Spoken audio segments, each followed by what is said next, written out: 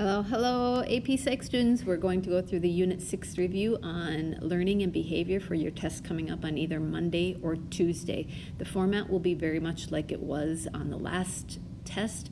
There will be 25 multiple choice worth 1 point each. There will be one FRQ with 7 terms that you need to define and apply.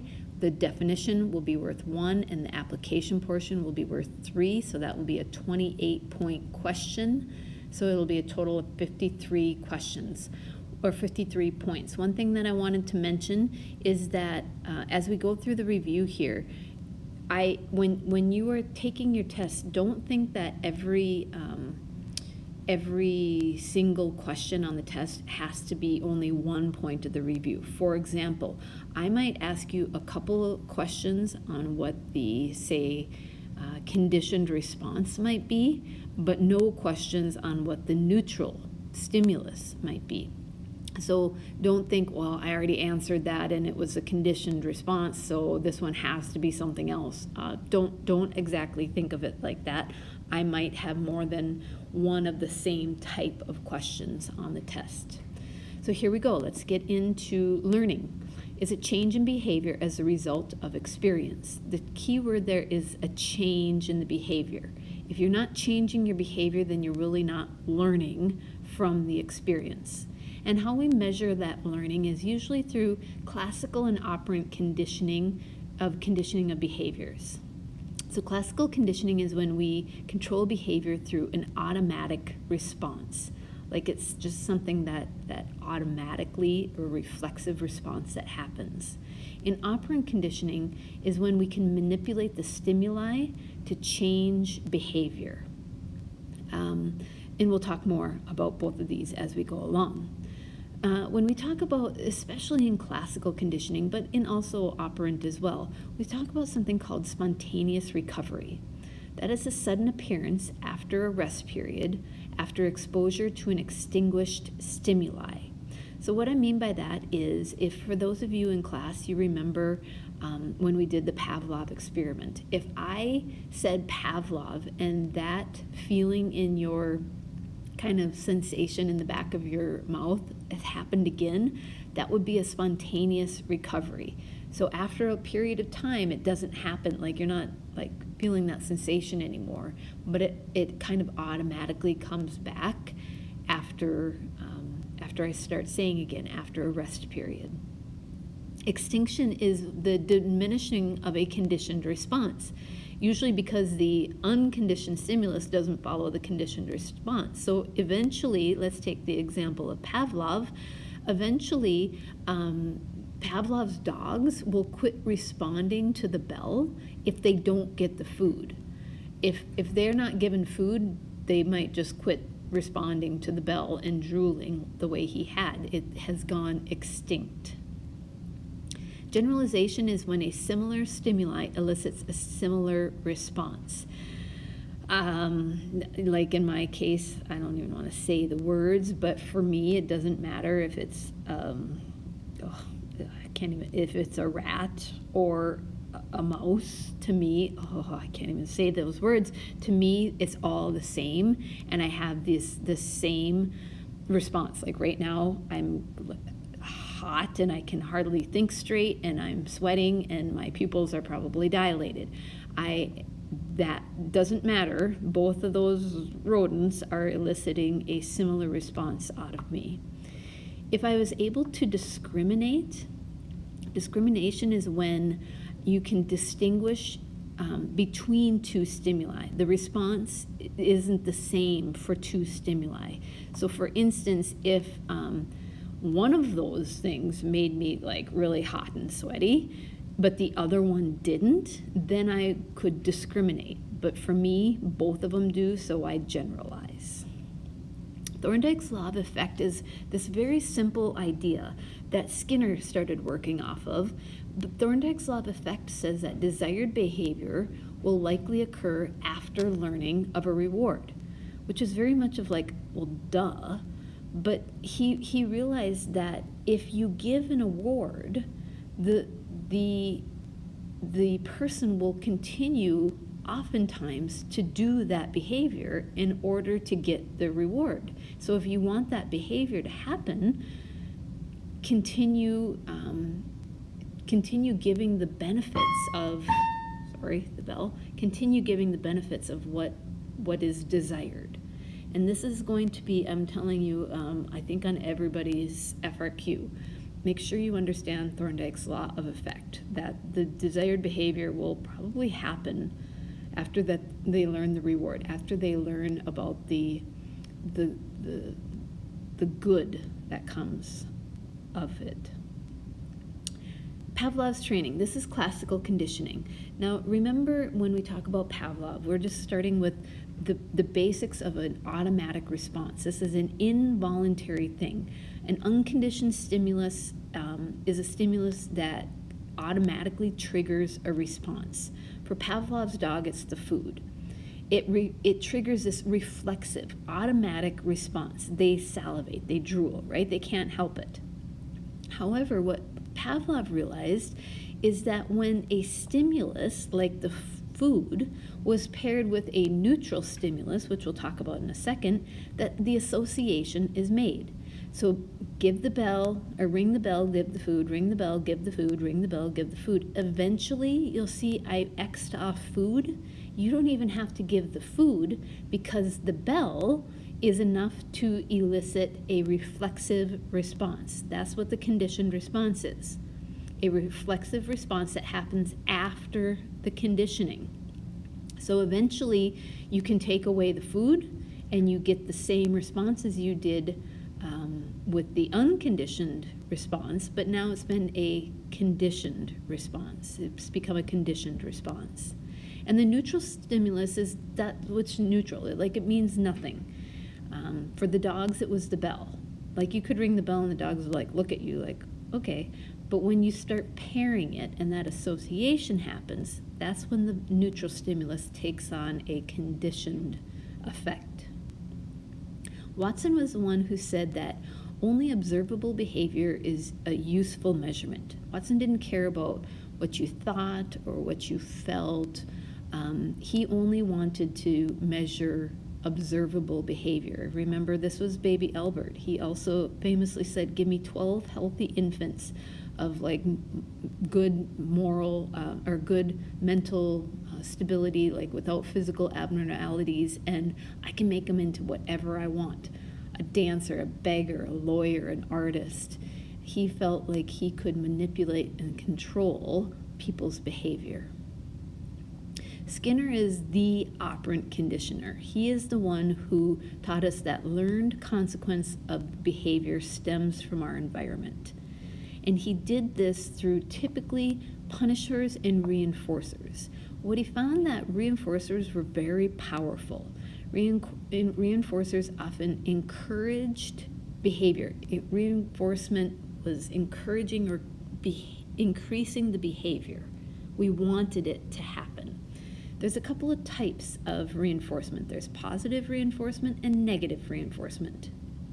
Positive reinforcement is the addition of something pleasant to increase behavior. So think about Thorndike. If you want that behavior to happen again, you add something that is pleasant. Then if it's negative reinforcement, you remove something unpleasant that caused it to stop. And so then the behavior is reinforced or encouraged. So if you take away something unpleasant in order to increase behavior, it's likely to continue.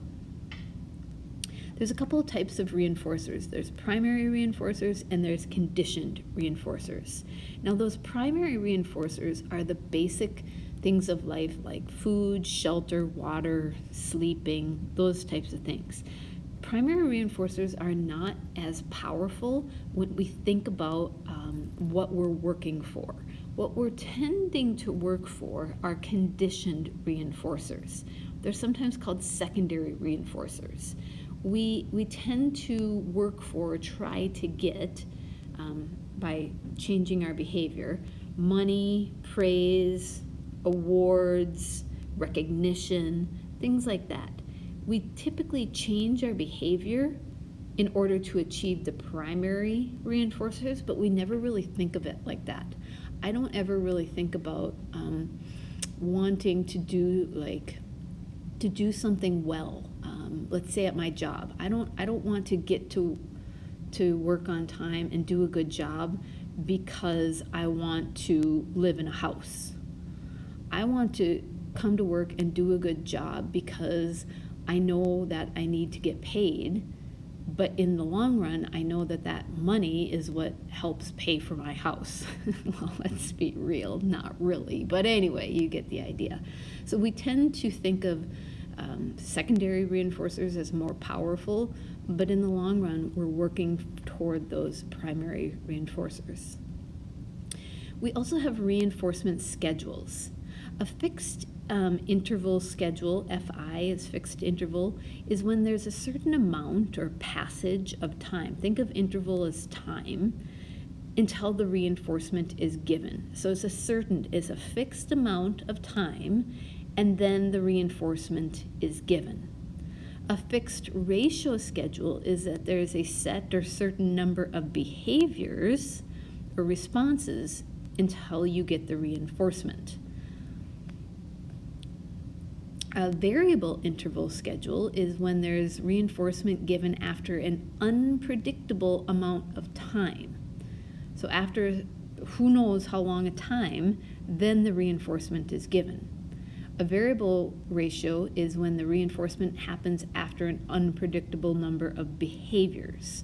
After who knows how many times you have to do it, then you might get the reinforcement. And variable schedules are have greater resistance to extinction, means it's more likely to happen and encourage behavior because of its variability. Like when you don't know when or how often it's going to happen, you're more likely to do that behavior in order to kind of find out. Like the not knowing is what continues to drive people's behavior. Punishment discourages behavior. And punishment can be useful. Is usually positive punishment or negative punishment. Remember, positive and negative don't mean good and bad. They mean adding to or taking away, closer to or further from. So positive punishment is adding something unpleasant to stop or discourage behavior. So you're adding something that's not fun, unpleasant, in order to end that behavior. Negative punishment is when you're taking something that's good or something that's desired away to discourage behavior. So always remember that punishment discourages behavior and reinforcement encourages behavior. So as you're going through the scenarios on the test, make sure you're saying, okay, what's the behavior here? And what are the consequences of that behavior? Are we trying to stop it from happening, or are we trying to continue to have good behavior keep happening? And then are we adding something unpleasant? Are we taking something away? What kind of punishment is it? Effective punishment. Punishment can be used. It shouldn't be used a lot, but it can be effective if used correctly. It should be swift. It shouldn't drag on and on. It should be limited in its intensity and actually limited to the behavior that is happening. Punishment should never be for the character of a person, only the behavior of a person. So, let's say, taking away a student's phone because they got a 22 on their ACT. Like that wouldn't be very effective, because chances are an ACT is an overall measure of their capability, and that would be more like punishing their intelligence, and it's hard to just change your intelligence level. Of course, you can change the things that help your intelligence level or hinder your intelligence level, but to just change somebody's intelligence, that would be difficult. So punishment should be applied to the behavior, not the character. There are a lot of downsides of punishment. It could suppress behavior, it can increase aggression, it often teaches fear, and it can teach discrimination. In class, when we had the fishbowl, I was impressed with every single class who talked about, you can see the benefits of punishment, but you can also see the downfalls of punishment. Token economy are when reinforcers that encourage good behavior in exchange for a reward. So the token itself doesn't mean a lot, but the reward that the tokens symbolize means a lot. For instance, gold stars. I think maybe I gave the example, I can't remember if I gave the example for potty training. When both my boys were little, every time they used the potty, they got a little gold star on a chart. And then after they got a certain number of gold stars, like they would get to rent a video, or that's back in the day when you could rent videos. They got to go to McDonald's or some sort of little reward, which for them was a big deal. Shaping by successive approximation is when behavior is guided little by little to the desired outcome. Bit by bit, little by little. It cannot happen over time. Shaping is often a long, drawn-out process, but you can guide it to the desired outcome. It typically is using reinforcers in order to get that behavior there, especially praise, sometimes rewards, but not all the time. Time is really the factor in shaping. Latent learning is learning that is not immediately expressed. Now we're going to talk about these two things in class in the last couple of days that we're together. This is this idea of Tolman, that you can teach something and somebody can learn it, but they don't actually display it or express it until they have to, until later. And so we'll talk about, you seniors going to a new college or things like that. So that's kind of what a cognitive map is. A mental representation of one's environment or a location as a result of previous learning. So in my head, I could literally tell you how to get, and this is my old house, which was 5 years ago, I could tell you how to get each turn, how to get from my house to my work, because where I taught there was a pretty close drive. I could tell you every turn to make because I can think back and I can have a mental representation. But sometimes I don't the answer isn't always clear. That's what insight is. Latent learning is this idea that all of a sudden you have the understanding to a problem. It's called insight. It's kind of like that aha moment. What I want you to understand is insight learning is definitely not trial and error. You don't keep trying it. It's not like shaping. It's all of a sudden you get it. Like all of a sudden, have you ever figured out how to do math? Like you had it all before, but it didn't click. And then all of a sudden it clicks. That's considered to be latent learning. You learned it, you just didn't know how to express it. Modeling is observable behavior that is learned from others, and modeling is a very, very powerful tool in punishment and reinforcers, actually, in all learning behaviors. And the most famous example that we have of modeling, and we'll go through this actually probably on that video, is Albert Bandura and his Bobo doll. In fact, I really have always wanted to buy a Bobo doll and just have it in class here. He showed that experiments with children who observe violence in adults leads to violence in children. So monkey see, monkey do. It's not actually what people say, it's what people do, that children model that behavior. All right, so that's it. If you have any questions, please feel free to contact me, and we'll see you when we see you. Bye.